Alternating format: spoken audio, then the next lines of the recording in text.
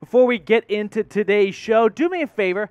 Head on down there and tickle. No, not that, you sick freak. That's what she said. But hit that like button. Just smash it, tickle it. Don't hit it too hard, but just hit that thumbs up icon. We got a Chat Sports Challenge here to see which channel can get the most likes in the month of June. So help me out and tickle that like button.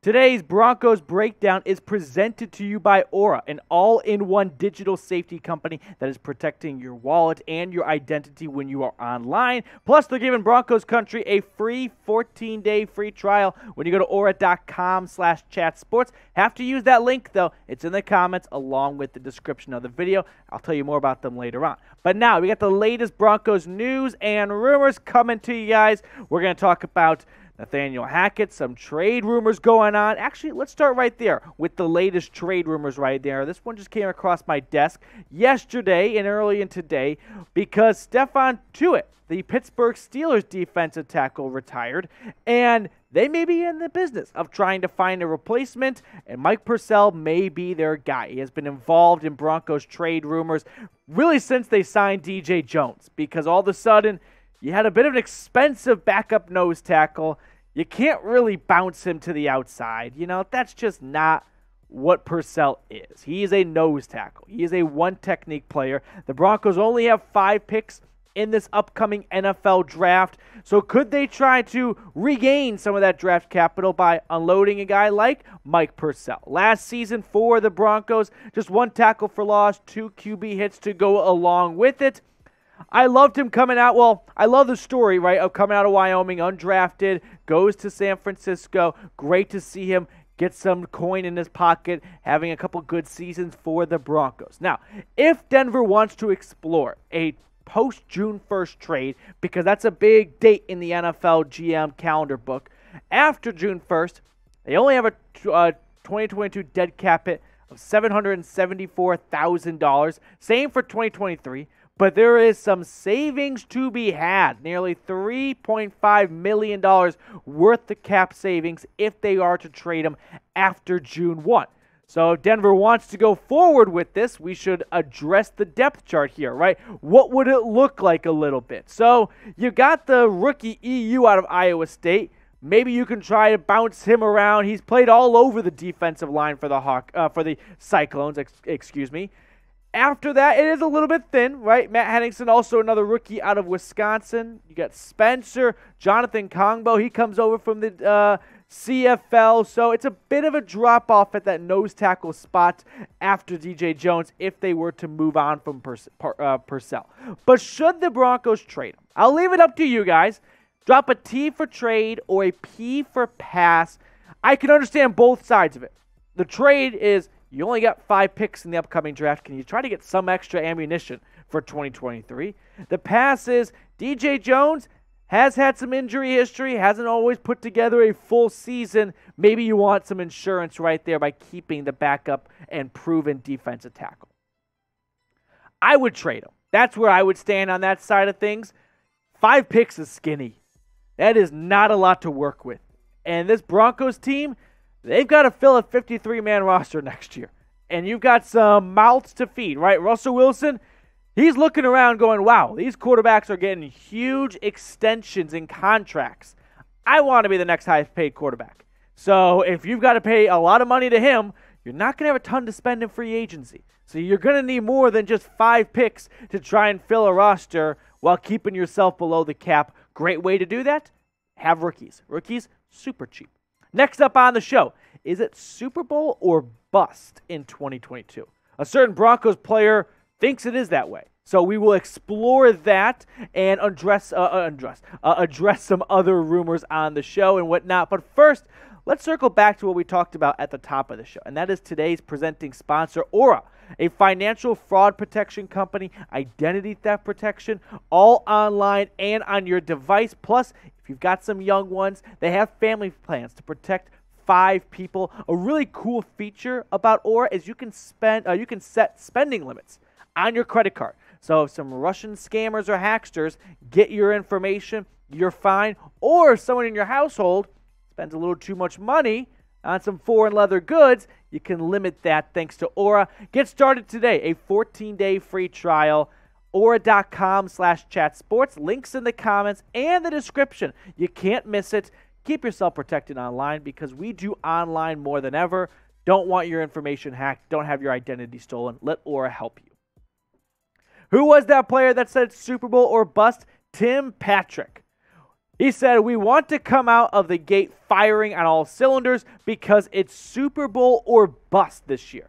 So there's two takeaways from there. Super Bowl and bust, and coming out firing out of the gate. Here are the first 6 games of the Broncos 2022 schedule. I see 2 easy wins. Let's be honest. Put motions aside, at Seattle, revenge game for Drew Lock, Monday Night Football. That's got to be a win for the Broncos. Home against the Texans. That's got to be a win right there. You got the 49ers at home on Sunday Night Football. Trey Lance, maybe a little stumbling around early going. Yeah, that could be a win. The Raiders, it's hard to make out what the Raiders are going to be this year. It's a whole new regime with Josh McDaniels. But we'll pencil as a coin toss. How about that? The Colts are never an easy out. They are going to be a tough team no matter what. And the Chargers are a tough team as well. So some layups early on, but the back half of that first 6 games, a little more difficult. Ultimately, though, as for a Super Bowl or bust feeling this year, I don't think so. You know, you didn't go out and get a very old quarterback like the Bucs did with Tom Brady. And what did they do in year 1? They won a Super Bowl. You've got Russell Wilson for quite some time.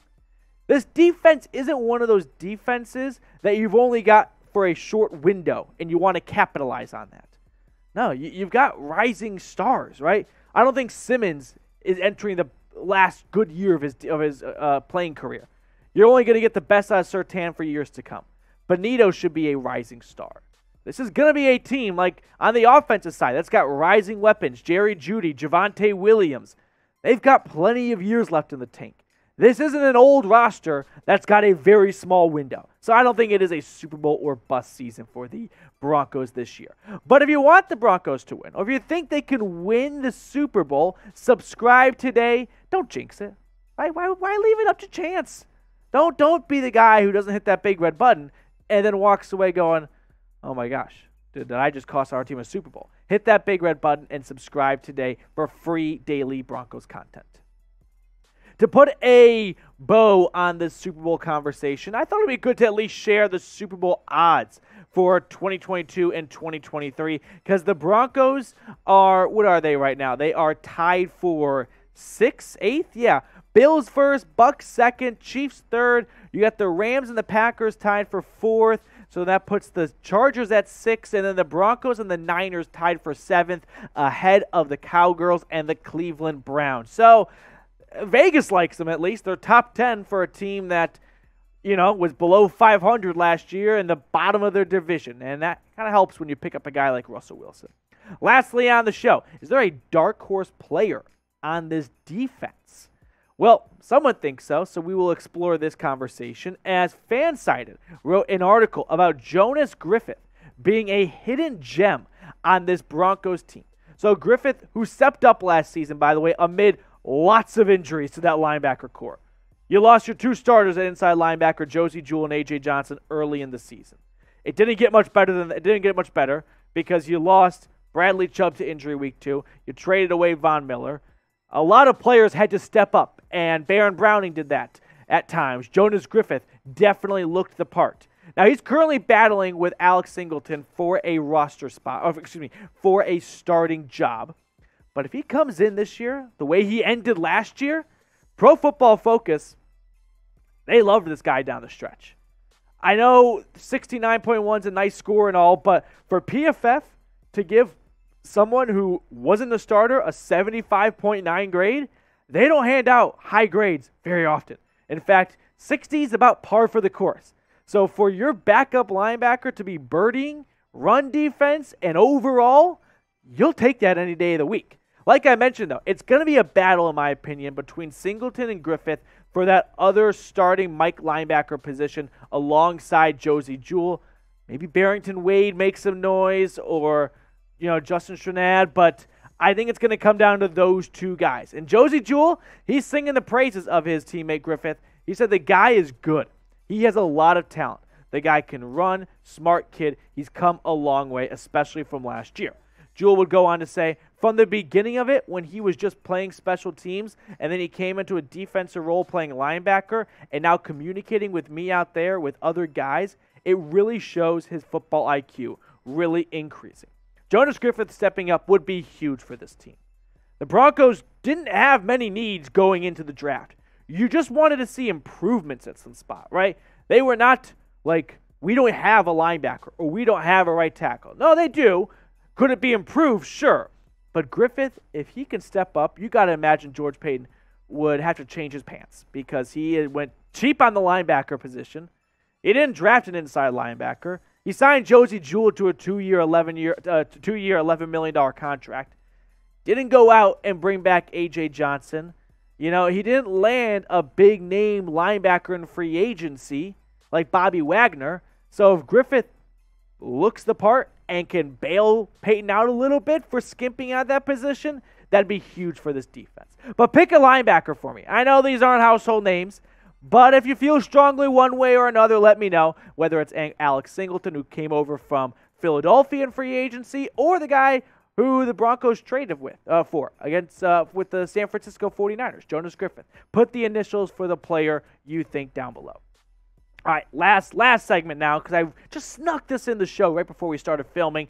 Bold predictions from Sports Illustrated. So, SI put out an article with 100 bold predictions for the 2022 NFL season, and one included the Broncos. They predicted that the Coach of the Year will come out of the AFC West, and the clubhouse leader is Nathaniel Hackett.